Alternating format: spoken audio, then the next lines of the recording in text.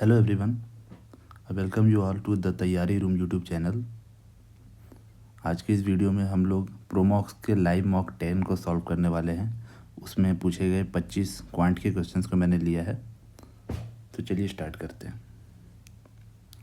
If the selling price of an article is increase by 20% and profit percentage increases from 25% to 50%, what is the percentage increase in the cost price. Selling price किसी article का 20% बढ़ जा रहा है। 100 था पहले, अब वो 120 हो जा रहा है।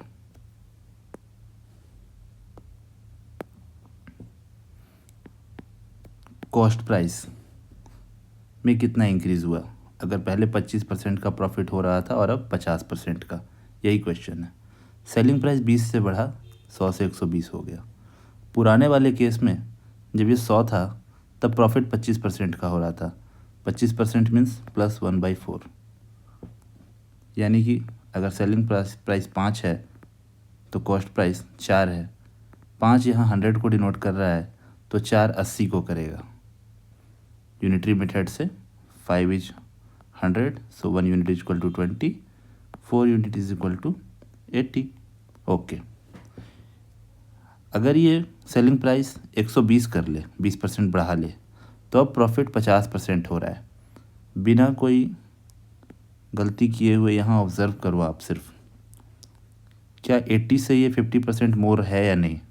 अगर ये 80 से 50% मोर है, 80 का 50% 40 रुपीज़ होता है, तो यानी कि कॉस्ट प्राइस में कोई चेंज हुआ ही नहीं। कॉस्ट प्राइस 80 रुपया है, अब उस पर प्रॉफिट 50% का हो रहा है और अब उसको 120 रुपये मिल रहे हैं। पहले सिर्फ 100 पर बिकता था तो उसे 25% की प्रॉफिट होती थी, पर अब 120 पर वो बेच रहा है, इसलिए उसे 50% की प्रॉफिट हो रही है। यानी कि कॉस्ट प्राइस में किसी भी तरह का कोई इंक्रीज़ नहीं किया गया। ऑप्शन 3 जो हमारा है 0%, वो सही है। अब एक क्वेश्चन पर आते हैं। ये क्वेश्चन थोड़ा लेंदी है, इसको एग्ज़ाम हॉल में स्किप कर देना चाहिए या फिर लास्ट के लिए करना चाहिए, क्योंकि टाइमर बेस्ड एग्ज़ाम है। 2 cards are drawn at random from a standard deck of 52 cards. What is the probability that both cards are red or both are face cards? थोड़ा सा बेसिक इसमें हम देख लेते हैं कि डेक ऑफ 52 कार्ड्स में 26 ब्लैक कार्ड्स होते हैं और 26 ही रेड कार्ड्स होते हैं। 26 black card, 26 red card. Black card की संख्या इस तरह से 13-13 करके डिवाइड हो जाती है और रेड कार्ड की भी 13-13 करके डिवाइड हो जाती है। 13 क्लब्स होते हैं, 13 ही स्पेड्स होते हैं, इसमें 13 हर्ट होते हैं और 13 डायमंड्स होते हैं। ओके, हर कैटेगरी में 3-3 फेस कार्ड होते हैं। Jack, king, queen, jack, king, queen. Similarly इधर भी, यानी 12 फेस कार्ड होते हैं 13 के अंदर। इन 13 के अंदर 3 फेस कार्ड है और टोटल 52 कार्डों के अंदर 12 फेस कार्ड्स हैं। अब सॉल्व करने पर अपने हम सॉल्यूशन की तरफ चलते हैं। तो 52 कार्ड्स के अंदर से हम कोई भी रैंडम 2 कार्ड निकाल सकते हैं। उसकी कितने नंबर ऑफ वेज हो सकते हैं पॉसिबल? तो total number of ways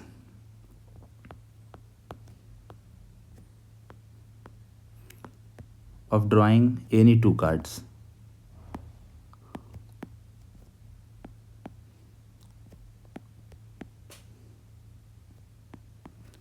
(52C2) इतने तरह के कॉम्बिनेशन से हम उसे निकाल सकते हैं। 52C2 को आप इस तरह से लिखेंगे,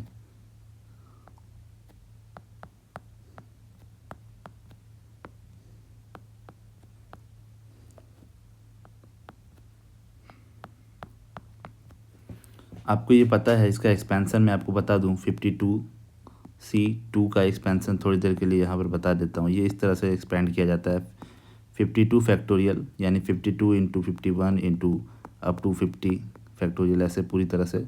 और यहाँ इन दोनों के सब्सट्रैक्ट करके जो आता है वो लिखा जाता है। तो 52 माइनस 2 होता है 50 और फिर फैक्टोरियल 2।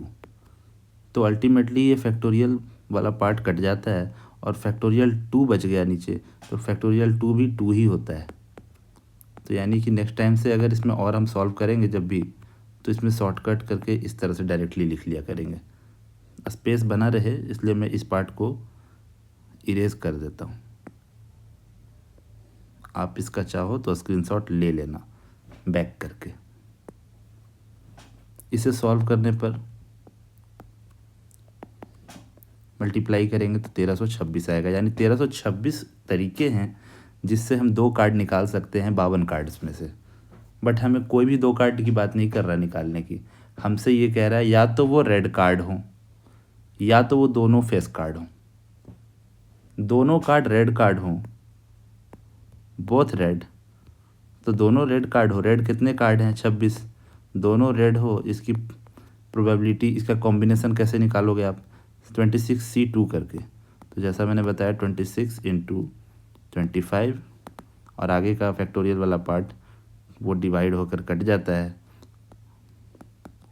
तो आप इसको इस तरह से सॉल्व करके लिखना 325, 25 × 13 325। कुछ मल्टीप्लिकेशन 25 वाले याद कर लेना, वो काम आते हैं इस तरह से।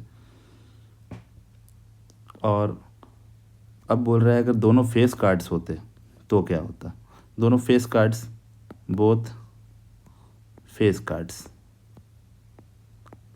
या तो रेड हो या तो दोनों फेस कार्ड हो। तो फेस कार्ड अभी हमने देखा कि 12 फेस कार्ड होते हैं।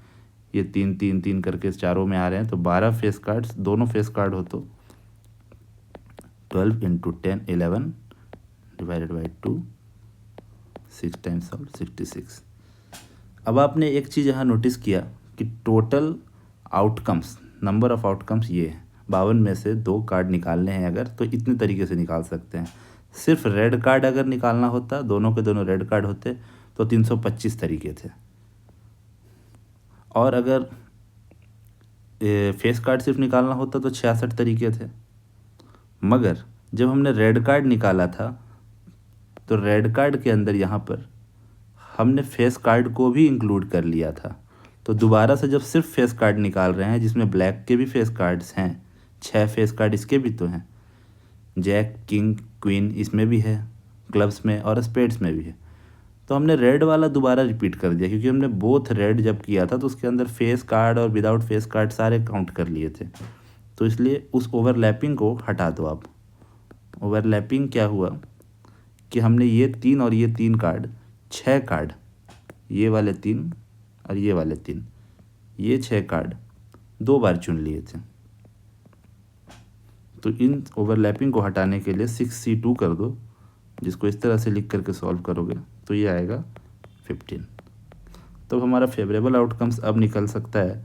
फेवरेबल आउटकम्स 325 + 66 - 15 जो रिपीटेशन था, और सॉल्व करके इसको 376। प्रोबेबिलिटी क्या होगी? Favourable outcomes divided by total जो वहाँ पर आउटकम्स पॉसिबल हैं वो। इसको सॉल्व किया 2 से, 2 × 12, 2 × 12, 2 × 6 और 663 यहाँ 2 ऑप्शंस में है, तो ऊपर वाले को भी डिवाइड कर लो। 2 × 2, 2 × 8 = 16 और 2 × 8 = 16। 188/6 63 ऑप्शन ए में है और वही हमारा सही ऑप्शन है। आप इसको 2 बार देख लेना, 3 बार देख लेना, आपको क्लियर हो जाएगा। On to next question. A and B start a business with 30,000 and 50,000। A और बी ने कोई बिजनेस स्टार्ट किया। ए ने बिजनेस में 30,000 लगाए और बी ने 50,000 लगाए। This is 5। Okay. After 4 months A adds 10,000 more. 4 महीने तक तो उसने 30,000 ही लगाए रखा, उसके बाद उसने 10,000 रुपये और बढ़ा दिए, यानी कि 40,000 रुपये लेकर के वो अब इन्वेस्ट कर रहा है अगले 8 महीने के लिए, क्योंकि at the end of the year यहाँ बोल रहा है। इस तरह से 48,000 की प्रॉफिट हुई है, तो बाकी के टाइम के लिए उसने 40,000 लगा दिया। ओके। बी ने क्या किया, इसी 4 महीने के बाद after 4 months B withdraws 1/5 of his capital, यानी बी ने 4 महीने तक तो इतना ही रखा और 1/5 अपना निकाल लिया 4 महीने के बाद, यानी बाकी के 8 महीने में केवल 40,000 रुपया ही उसने वहाँ पर छोड़ दिया। आप चाहो तो ये सभी 4 जीरो 4 जीरो 4 जीरो हटा सकते हो हर जगह से। तो ये 4 तिये 12 और 4 अठे 32 और यहाँ पर 5 चौके 20 जोड़ 8 चौके 32 कर सकते हो। और इसको जोड़ करके आप लिख दो, ये 52 हो गया और ये 44 हो गया। 26 22। तो आप देख सकते हो क्लियरली 2 से हमने डिवाइड करते ही ये देखा कि at the end of the year 48,000 का प्रॉफिट हो रहा है। और मैं इसे सॉल्व नहीं करूँगा, मुझे सम यहाँ पर 48 दिख गया, तो मैं ऐसे ही डायरेक्ट कह सकता हूँ कि 26,000 है, ये 22,000 है। एक ही प्रॉफिट पूछ रहा था, ये 22,000। 48 यूनिट 48,000 को यहाँ डिनोट कर रहा था। On to next question. Sine x is equal to cos 2x plus 30 degree. Sine x is equal to cos 2x plus 30 degree, find the value of x. आपको पता होता है sine A, sine angle A और sine B cos B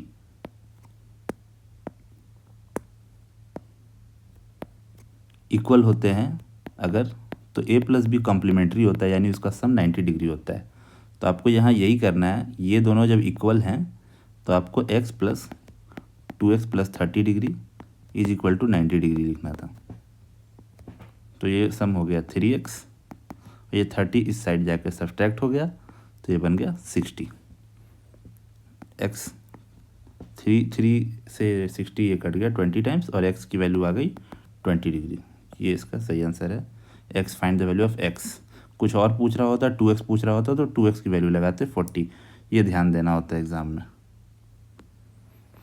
next question, simplify for n। आपको पता है square root का मतलब होता है पावर हाफ। अगर आपको ये पता है और आपको अगर ये पता है कि a to the power m bracket में फिर n है अगर, तो इसका मतलब m इंटू n होता है। तो आपके लिए ये क्वेश्चन अब सॉल्व हो गया। कैसे? आप इसको ऐसे लिख सकते हो, स्क्वायर रूट हटा करके, और ये ब्रैकेट में 6 है उसे रहने दो। आप इसे भी यहाँ ऐसे लिख सकते हो, is equal to 5 to the power n। आपको जैसा मैंने बताया ये मल्टीप्लाई के रूप में काम करता है ब्रैकेट, तो आप इसको सॉल्व कर दो, यहाँ 3 आ गया। आप इसको सॉल्व कर दो, यहाँ 4 आ गया। आपने देखा 5 to the power 3 divided by 5 to the power 4। आपने एक चीज़ पढ़ा होगा, a to the power m divided by a to the power अगर n है तो उसको a to the power m minus n लिखते हैं। तो यहाँ इसी चीज़ का यूज़ करेंगे, बेस सेम है तो पावर सब्सट्रैक्ट कर दो डिवीजन में। 5 to the power 3 minus 4 is equal to 5 to the power minus 1। और सामने यहाँ लिखा हुआ है 5 टू द पावर n की वैल्यू -1 आई, और ये आपका आंसर है D. Next question,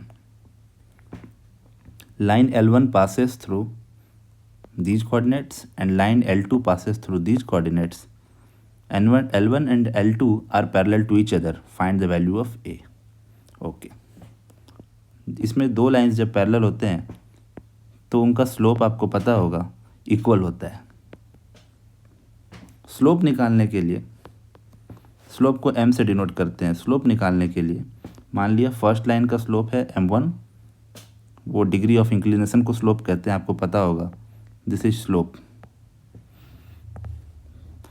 y2 minus y1 x2 minus x1, ये होता है स्लोप का फॉर्मूला। y2 है 5, y1 है a, तो 5 माइनस a, x2 है 3 और x1 है 1, तो 3 माइनस 1। तो आपको यहाँ से m1 फर्स्ट लाइन का स्लोप पता चल गया, लाइन L1 का स्लोप पता चल गया आपको 5 minus a by 2। Second line का स्लोप आपको निकालना है बिल्कुल इसी तरह से, y2 माइनस y1 यानी 6 माइनस 2 और x2 माइनस x1 यानी फिर से 6 माइनस 2, यानी कि सेम चीज़ है 4/4 जो कि आया 1। आपको अभी बताया जब दो लाइन पैरेलल होते हैं एक दूसरे के, जो इसने कहा है, तो स्लोप इक्वल होता है। आप m1 is equal to m2 कर दोगे, तो आप जैसे ही ऐसा लिखोगे 5 minus A divided by 2 is equal to 1। आप क्रॉस मल्टीप्लिकेशन कर दो, 5 minus A is equal to 2। इस साइड आ जाते हैं, 5 minus A is equal to 2। So minus A is equal to 2 minus 5, A minus A is equal to minus 3, A is equal to 3। तो option third आपका सही है। On to next question. A right prism base has a regular hexagon of side 7 centimetre, height of prism is 10 centimetre. Prism किसे कहते हैं अगर आप जान लो पहले, तो आपके लिए क्वेश्चन वैसे भी प्रिज्म से है ही रिलेटेड नहीं, फिर भी जान लो। प्रिज्म मीन्स होता है सेम बेस सेम टॉप, जैसा बेस हो वैसा ही टॉप हो, उसको प्रिज्म कहते हैं। पिरामिड का जो टॉप होता है वर्टेक्स, वो पॉइंटेड होता है। तो सेम बेस सेम टॉप कौन कौन से फिगर में होते हैं? क्यूबॉइड में होता है। आप ये क्यूबॉइड बनाते हो, जैसा उसका बेस होता है वैसा ही उसका टॉप होता है। आप सिलेंडर में भी ये देखते हो, सेम सर्कुलर बेस है, सेम सर्कुलर टॉप है। क्यूब में भी उसी तरह से है, क्यूबॉइड में भी उसी तरह से है, सेम बेस सेम टॉप। तो यानी प्रिज्म से रिलेटेड आप समझ गए उसका बेसिक डेफिनेशन। तो कोई सा भी एक फिगर रहा होगा, हेक्सागन आप बना लो, और उसमें आपको ये कह रहा है कि उसके अंदर से एक क्यूबिकल कैविटी नहीं, स्क्वायर कैविटी वो डग करके निकाल रहा है। इस तरह से एक स्क्वायर टनल की तरह खोद दिया उसने, और ये पार्ट उसने निकाल दिया। तो आपसे ये पूछा जा रहा है calculate the volume of the material removed. तो सिंपली आपसे एक जो स्क्वायर शेप का क्यूबॉइड निकाला ना इसने, उसका वॉल्यूम पूछ रहा है। तो स्टार्ट से एंड तक की हाइट दी हुई थी, जो वही हाइट थी प्रिज्म की, तो यानी ये 10 है। स्क्वायर कैविटी निकाला है साइड 4 सेंटीमीटर का, यानी कि ये 4 है, ये भी 4 है। L into B into H, यही वॉल्यूम ऑफ क्यूबॉइड होता है। 4 इंटू 4 इंटू 10, 160। Option A. इसमें प्रिज्म की कोई ज़रूरत नहीं थी, इसमें सिंपली ये समझना था कि एक क्रॉस सेक्शन एरिया अंदर से इस तरह से उसको कट किया जा रहा है कि वो एक क्यूबॉइड के शेप में निकल रहा है, जिसकी हाइट प्रिज्म वाली हाइट है, क्योंकि थ्रू आउट पूरी तरह से उसको वहाँ से लेकर के कार्व कर लिया गया है। Next question. Average of 16 numbers is 25, sum of first 8 number is 180, find the average of remaining 8 numbers. Remaining 8 numbers का एवरेज बताना है। 16 नंबर्स हैं, उसमें से पहले 8 नंबर्स और बाद के 8 नंबर्स यही होंगे। इसका सम पता नहीं, लेकिन फर्स्ट 8 नंबर्स का सम पता है। फर्स्ट 8 नंबर्स का सम पता है, बाद वाले 8 नंबर्स का सम पता नहीं। और टोटल ये 8 और 8 16 नंबर्स का सम कितना होगा?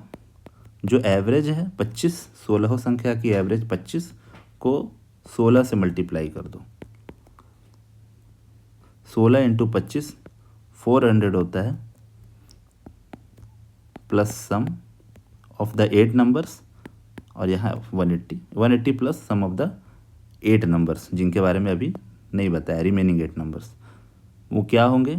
उनका सम होगा, उन 8 नंबर्स का सम 180 इधर जाके सब्सट्रैक्ट करो, 400 माइनस 180 इज 220। एवरेज निकालने बोल रहा है हमें, तो 220 सम जो आया उसको नंबर ऑफ टर्म्स से डिवाइड कर दो। आप इसको सॉल्व करो, 4 से ये 2 बार में कट जाएगा, 4 से ये 55 बार में कट जाएगा, 27.5 इसका answer. Next, sum amounts to 8000 in 4 years. कोई प्रिंसिपल है, वो 4 साल बाद 8000 हो जाता है, और 2 साल के बाद 10,000 हो जाता है। आपसे रेट ऑफ इंटरेस्ट पूछ रहा है पर एनम। 2 साल में कितना बढ़ गया वो अमाउंट? 2,000 रुपये।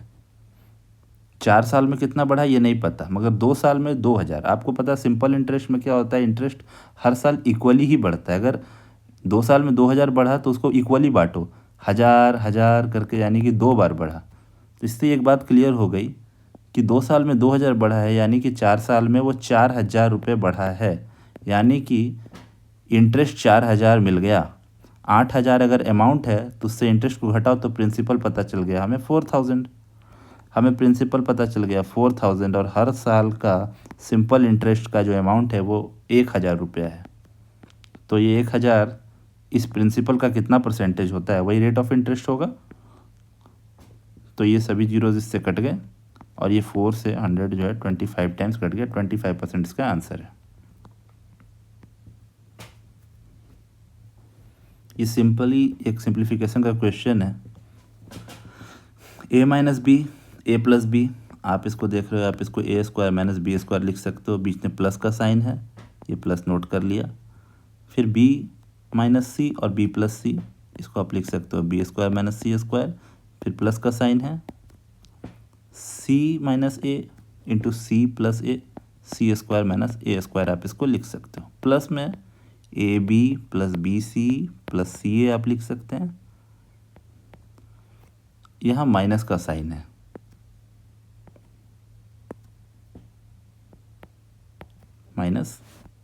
माइनस को मल्टीप्लाई कर दिया हमने अंदर, A square minus B square minus C square. Okay, इस माइनस ए स्क्वायर से ये प्लस वाला ए स्क्वायर कट गया, ये माइनस का बी स्क्वायर से ये प्लस का बी स्क्वायर कैंसिल आउट हो गया, इस सी स्क्वायर से ये वाला सी स्क्वायर कैंसिल आउट हो गया। हमारे पास माइनस का ए स्क्वायर माइनस का बी स्क्वायर माइनस का सी स्क्वायर बच गया, और ए बी बी सी सी ए बच गया। अगर हम सभी में से माइनस कॉमन ले लें तो हमारे पास प्लस का ए स्क्वायर बन जाएगा, ये प्लस का बी स्क्वायर बन जाएगा, ये प्लस का सी स्क्वायर बन जाएगा, और ये सभी माइनस में, A B B C C A, minus में इसलिए क्योंकि माइनस हमने कॉमन ले लिया है। इस तरह से दिखता हुआ एक ही ऑप्शन है, वो ऑप्शन है सी। नेक्स्ट क्वेश्चन, असर्शन रीजन का ये क्वेश्चन है। इसमें ये बताना है कि क्या ये इसका रीज़न सही दिया है या नहीं, और ये भी बताना है कि क्या ये असर्शन भी ठीक है या नहीं। To circles touch each other externally, दो सर्कल बना लेते हैं।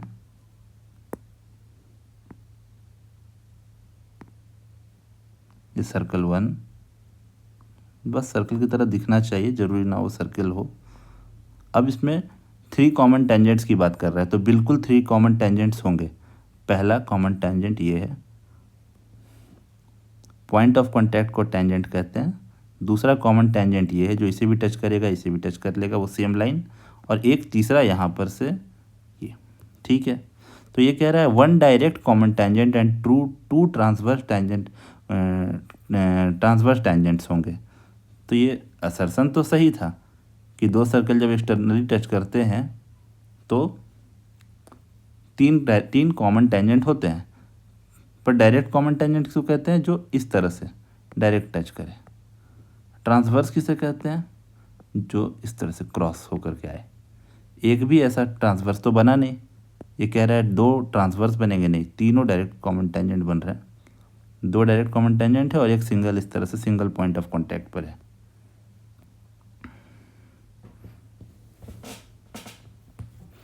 तो नेक्स्ट क्वेश्चन पर चलते हैं। From the top of 120 meter high tower, 120 meter ऊंचे एक टावर से angle of depression of top and bottom of a pole are 30 and 60 degree. ये टावर था और ये पोल है। पोल के जब टॉप को देखा गया तो डिग्री बनी 60 डिग्री का डिप्रेशन एंगल, और ये जब इसके बॉटम को देखा गया तो एंगल बना 60 degree. Difference between the height of the pole and the distance of the tower and the pole, इस डिस्टेंस को d मान लेते हैं और हाइट को h। इन दोनों के डिफरेंस को निकालने बोल रहा है हमें, जो भी बड़ा है d माइनस एच या फिर h माइनस डी, दोनों में से जो भी बड़ा है आप उसको निकाल करके इसमें से ऑप्शन सेलेक्ट करने कह रहा है। ठीक है, हम सबसे पहले उस ट्रायंगल में चलेंगे जिसमें हमें सबसे ज़्यादा वैल्यू दी हुई है। ये वाला ट्रायंगल हमें दिख रहा है जिसमें परपेंडिकुलर दिया हुआ है, एंगल दिया हुआ है, बेस नहीं पता, तो P by B is equal to tan 60 कर देंगे, यानी कि 120 by D is equal to tan 60 यानी √3, यानी d इज इक्वल टू, अगर हम क्रॉस कर दें तो d is equal to 120 by √3, जिसको लिख सकते हैं d इज इक्वल टू 40√3। ठीक है, √3 से ऊपर नीचे मल्टीप्लाई कर लेना, ये 3 हो जाएगा और 3 से ये 40 टाइम्स कट जाएगा। ओके, इसकी वैल्यू हमें पता चल गई 40√3। ये 40√3 था एक्चुअली, तो ये दोनों इक्वल ही लेंथ हैं। अब ऊपर वाले ट्रायंगल में चलो, ये इस ट्रायंगल में। ओके, उस ट्रायंगल में अगर tan 30 निकालें तो tan 30 इज इक्वल टू होगा ये वाला छोटा वाला पार्ट जिसको x मान लेते हैं, और ये 40√3, P by B 40√3। Okay, tan 30 1/√3 होता है, और ये x बाई 40√3, √3 से √3 कैंसिल आउट हो गया, x की वैल्यू हमें मिल गई 40। अगर ये 40 है तो रिमेनिंग पार्ट 80 होगा, यानी h की वैल्यू 80 आई, है ना। h निकला 120 माइनस 40 करने से, जो कि 80 है। हमसे ये पूछ रहा है कि इन दोनों का डिफरेंस क्या होगा, तो हम कह सकते हैं 80 माइनस 40√3, यही है h माइनस डी। ठीक है, बड़ा ऑब्वियसली 80 होगा, क्योंकि 40 इंटू 2 करते हैं तो 80 आता है। ये तो 1.7 टाइम्स ही कर रहे हैं, 2 टाइम्स भी नहीं कर रहे, तो ऑब्वियसली ये 80 से छोटा ही आएगा वैल्यू। तो इसलिए हमारा ऑप्शन इसमें ये वाला सही है, 80 minus 40√3, option C. Next question, 2 alloys contain copper and zinc. Copper and zinc in this ratio 4:1 and 5:2. If equal masses of both are melted and mixed, what is the ratio of zinc to copper? हमें बताया copper और zinc का ratio, और पूछ लिया है zinc और copper का रेशियो, तो यानी लास्ट में जो हमारा आंसर आएगा उसे हम कॉपर इज टू जिंक से पलट करके जिंक इज टू कॉपर लिख देंगे। ठीक है, बोल रहा है यहाँ पर सवाल में रिटर्न है कि वो मेल्टेड इन इक्वल मासेस, ऊपर का सम टोटल 5 यूनिट्स है, नीचे का सम 7 यूनिट है, एलवाई 1 एलवाई 2। तो पहले सम इक्वल करो, सम इक्वल करने के लिए 4 और 1 5, 5 को बनाना है 7 की तरह और 7 को बनाना है 5 की तरह, इसलिए जहाँ 5 है वहाँ 7 से मल्टीप्लाई करो, जहाँ 7 है वहाँ 5 से मल्टीप्लाई करो। तो कॉपर और जिंक जो है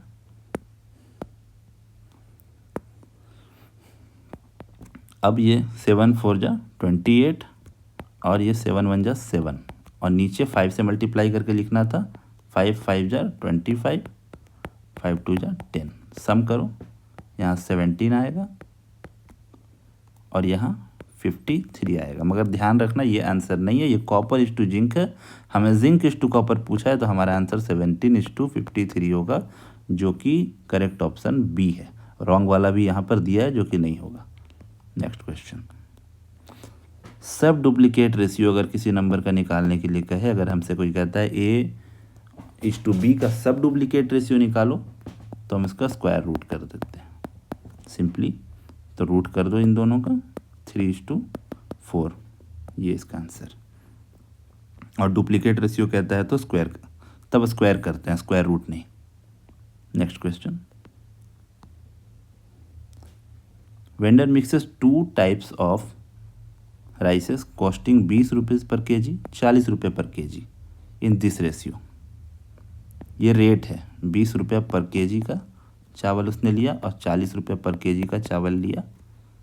ऐसा वाला चावल 20 रुपये वाला 2 किलो लिया उसने, 3 किलो लिया, और 40 रुपये वाला 2 किलो लिया। यानी इसका कॉस्ट प्राइस अगर हम निकालें तो उसने 60 रुपये यहाँ खर्च किए 20 रुपये वाला चावल ख़रीदने में और 80 रुपये यहाँ खर्च किए 40 रुपये वाला चावल ख़रीदने में, यानी उसने टोटल 140 रुपये खर्च कर दिए। कितने चावल ख़रीदने में? 3 और 2 5 केजी चावल ख़रीदने में इतना रुपये उसने खर्च किया। But he mistakenly sells at loss of 10%, यानी कि 140 रुपये लगा करके वो 10% लॉस पर ही बेचा। तो 140 का 9/10 से मल्टीप्लाई करेंगे तो 0 से 0 कट जाएगा और 14 गुना 9 126 रुपया ही प्राप्त हुआ उसको। पर केजी का प्राइस बताइए। ठीक है, 126 रुपया ही प्राप्त हुआ 5 केजी बेचने पर। डिवाइड नहीं करेंगे, ऊपर नीचे 2 से मल्टीप्लाई कर देना, पर केजी का सेलिंग प्राइस पता चल जाएगा 252/10, यानी कि यहाँ से एक अंक के बाद 25.2 रुपया। खत्म। Rectangle of side 10:6 centimeter and a rhombus जिसका एक्यूट एंगल 30 डिग्री का है are joint along 6 centimeter side. क्या कह रहा है कि एक रेक्टेंगल है जो कि इस तरह का है 6/10 और एक रोम्बस है जो कि 6 सेंटीमीटर का है। दोनों 6 सेंटीमीटर वाले जो साइड है ना, joint along which side? One side which is 6 centimetre, वो जो 6 सेंटीमीटर वाला साइड है उससे जुड़ा हुआ है इस तरह से, और एक्यूट एंगल ये 30 डिग्री का है। तो what is the ratio of their areas? Rectangle का एरिया तो लेंथ इनटू ब्रेथ, रेक्टेंगल का ही पहले पूछ रहा है वो, और रोम्बस का बाद में निकलने बोल रहा है। 10 × 6 60, ये तो इजी है। रोम्बस का एरिया निकालना भी सुपर इजी है।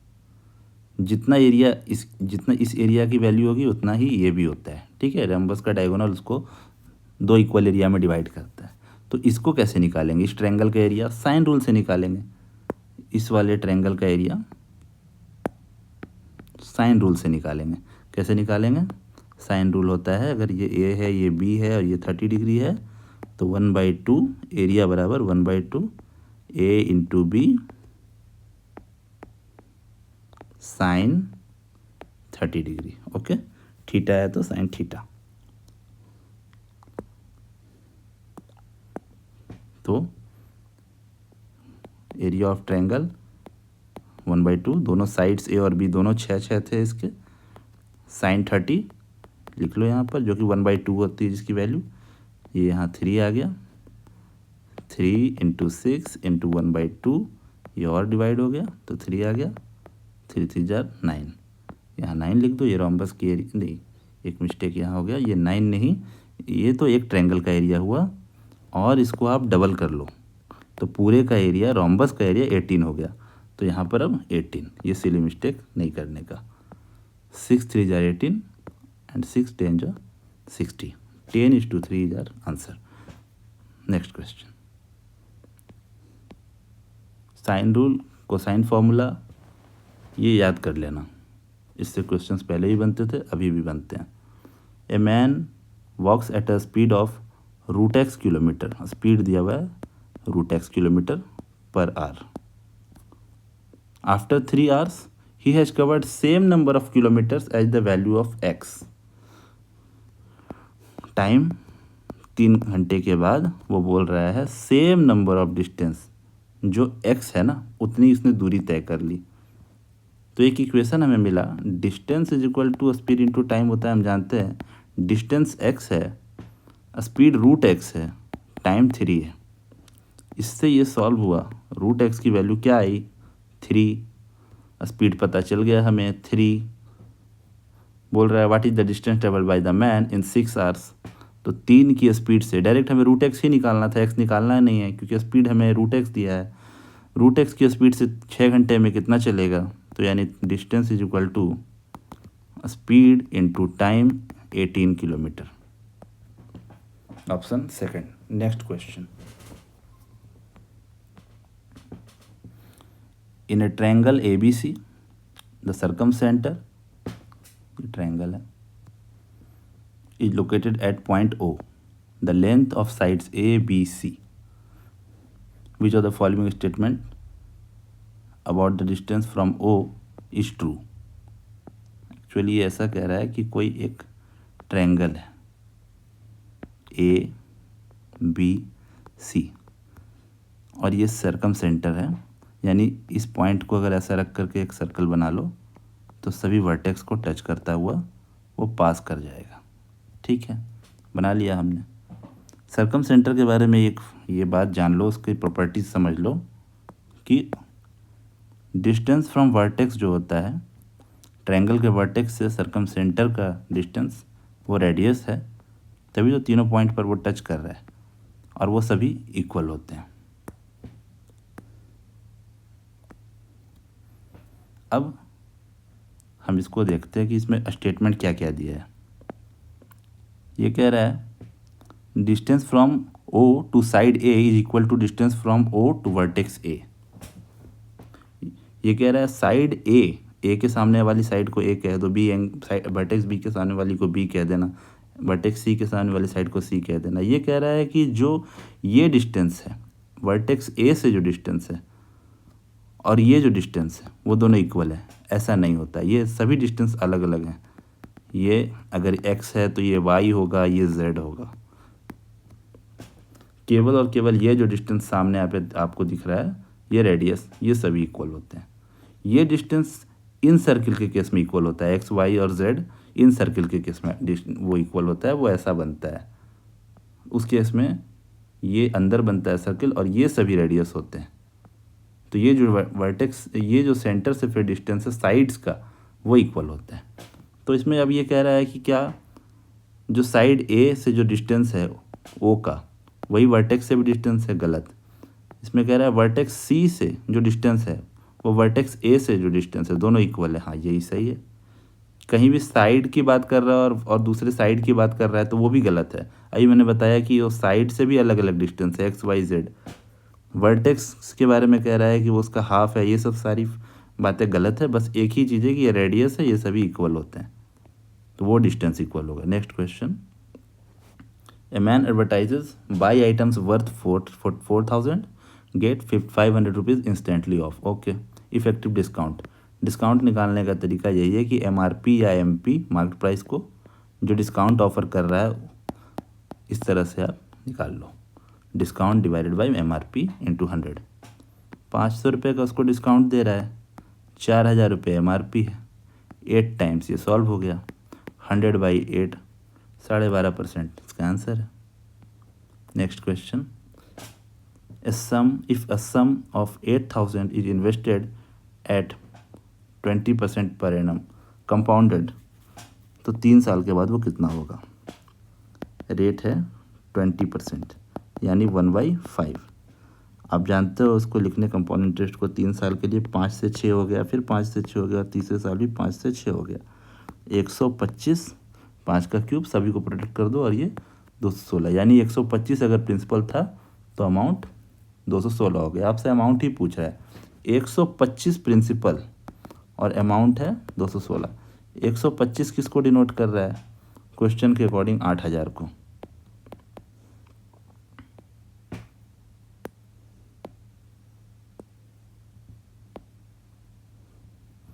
तो एक यूनिट की वैल्यू 8,000 डिवाइडेड बाई 125। इसको आप ऐसे लिख सकते हो, 8 गुना 1,000 डिवाइडेड बाई 125।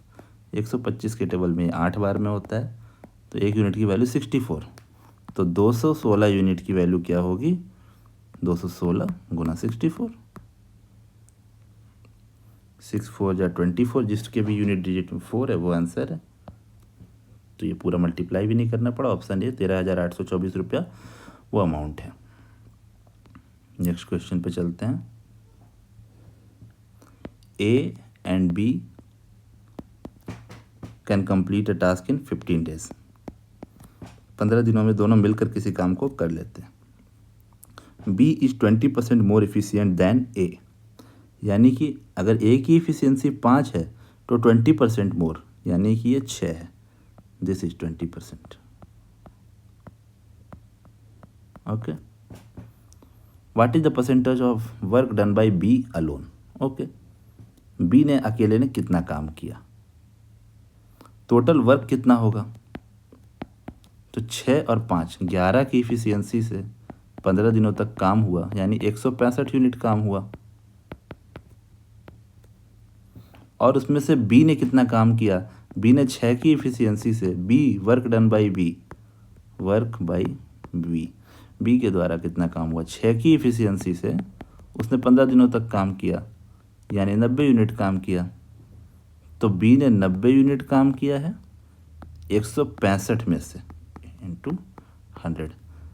आपने अभी अभी सॉल्व किया इसको, 15 से काटने आप जानते हो, 15 छक 90 और 15 से 11 टाइम्स में आता है, तो ये 11, 600/11।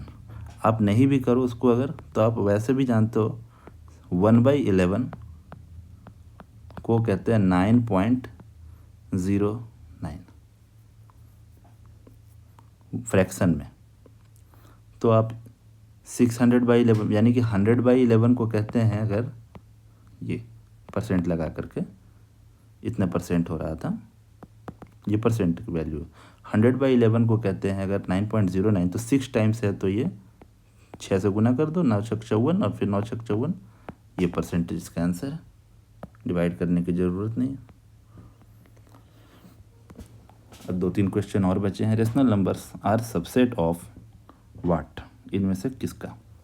पॉजिटिव इंटीजर्स किसको कहते हैं, ये पॉजिटिव इंटीजर्स का एग्जाम्पल है, 1 2 3 4 5 6 एंड ऑन।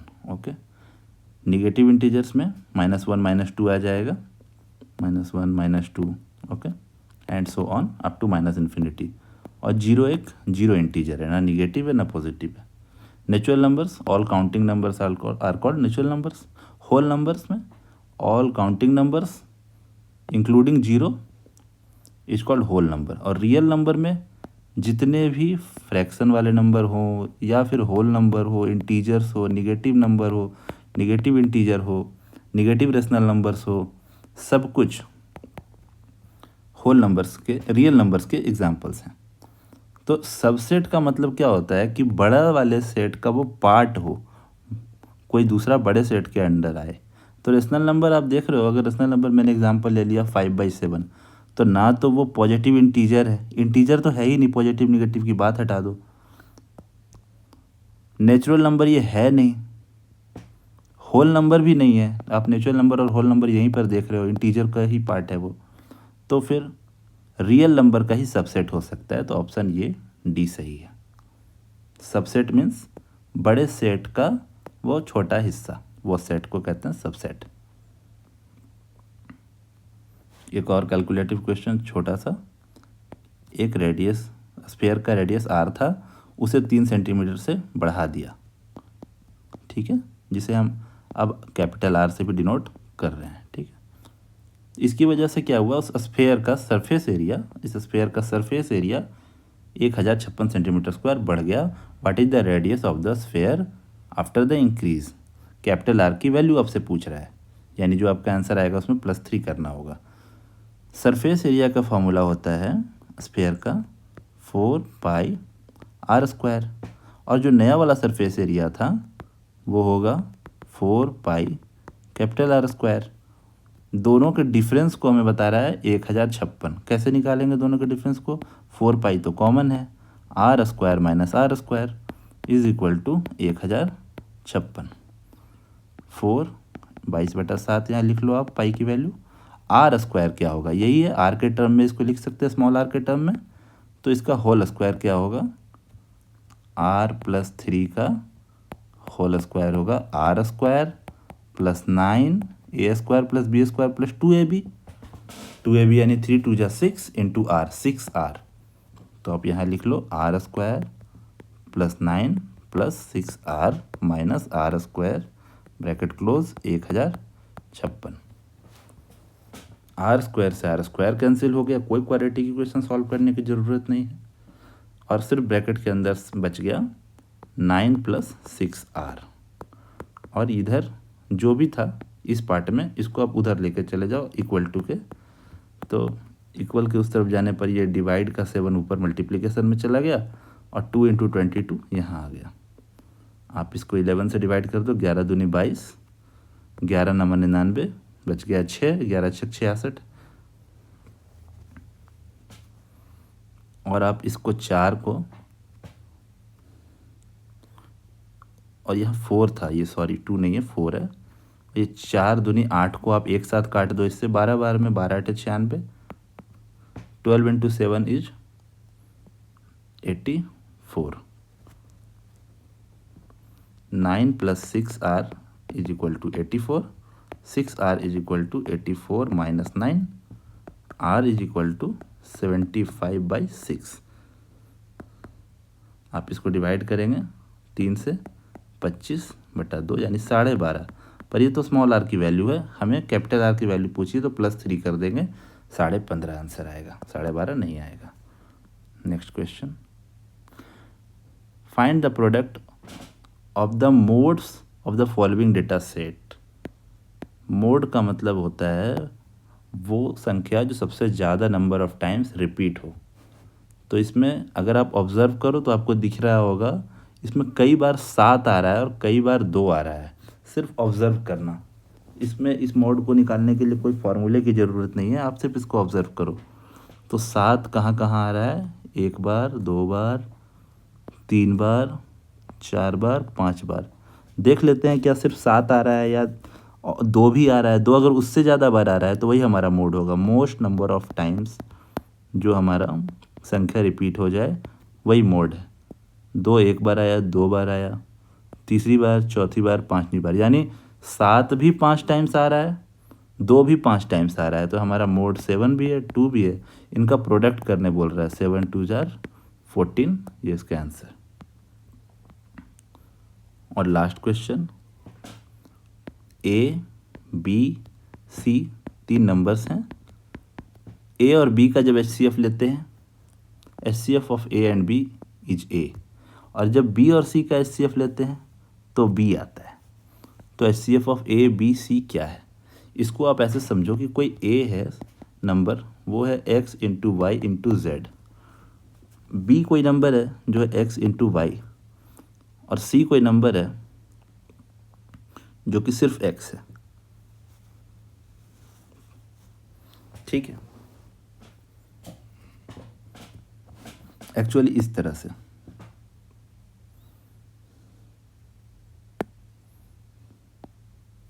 ये इस तरह से सपोज करो,